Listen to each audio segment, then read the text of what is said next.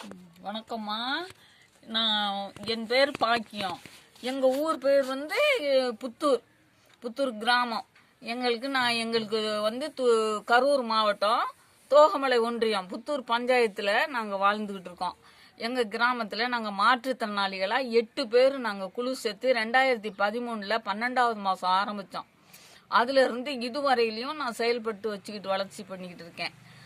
அதுக்கு பின்னாடி ஓடியோவில் இணைஞ்சதுக்கு பின்னாடி 3 லோன் எடுத்திருக்கோம். அதில் வந்து சுபாஷ்ன்ற பையனும் நாங்களும் எடுத்திருக்கோம். 2-3 தடவையும் எடுத்திருக்கோம். மற்றவங்களுக்கு எடுத்து கொடுக்குற ஓடியோ நிறுவனத்தில். பேங்க்லையும் பணம் எடுத்திருக்கோம். 3 தடவையா 3 லோன் எடுத்திருக்கோம் பேங்க்லையும். அதை வந்து நான் வந்து பெட்டி கடை வச்சிருக்கேன். சுபாஷ்ன்ற பையன் வந்து காவல்காரம்பட்டியில் பாஸ்போர்ட் போட்டு கடை வச்சிருக்காங்க. அந்த கடையில் வந்து அவன் பொருளாதாரத்தில் நல்லா வளர்ச்சி ஆகிக்கிட்டு இருக்கிறான். அவன் கொஞ்சம் மூளை வளர்ச்சி இல்லாத பையன். சோலையம்மாளுங்கிறவ தலைவி. அவங்க வந்து ஆடு வளர்ப்பு நல்ல அதை வந்து பொருளாதாரம் பண்ணிக்கிட்டு இருக்காங்க. சரஸ்வதின்னு ஒரு பொண்ணு இருக்காங்க. அவங்க 2 கண்ணும் தெரியாது. அவங்களும் வந்து ஒரு லோனை வாங்கி வீடு கட்டுனாங்க. அவங்களுக்கு சின்ன வீடாக இருந்தது. அப்போ ஒரு பெருசு வீடாக செஞ்சு வச்சு முடிச்சிருக்காங்க. அதே போல் லோகநாதங்கிறவனும் மாற்றுத்திறனாளி. அவன் காலேஜுக்கு பயன்படுத்திக்கிட்டான் அந்த லோன் காசெல்லாம் வாங்கி. இப்போ கூட நாங்கள் லோன் எடுத்ததான் அவன் பள்ளிக்கூடத்துக்கு தான் பயன்படுத்திக்கிட்டு இருக்கிறான். சக்தி முருகன் ஒரு பையன் இருக்கான். அவன் வந்து ஆடு வளர்ப்பில் இருக்கான். எல்லாருமே நாங்கள் வளர்ச்சி ஆகிக்கிட்டு இருக்கிறோம்.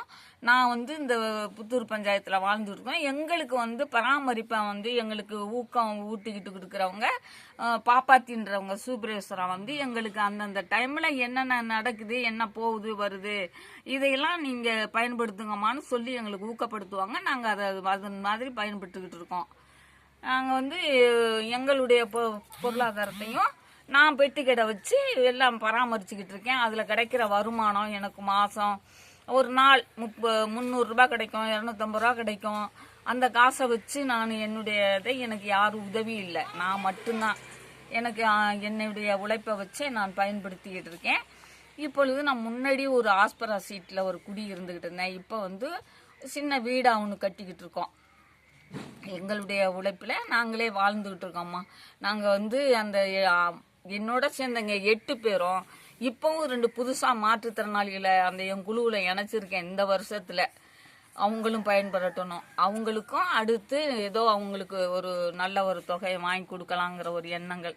நான் மட்டும் வாழ வேண்டாம், எல்லாரும் நல்லா இருக்கணும்னு தான் நினச்சிக்கிட்டு இருக்கிறோம். நீங்களும் எங்களுக்கு உதவி செய்யணுமா உங்களை கேட்டுக்கிறேன். அவ்வளோதான்.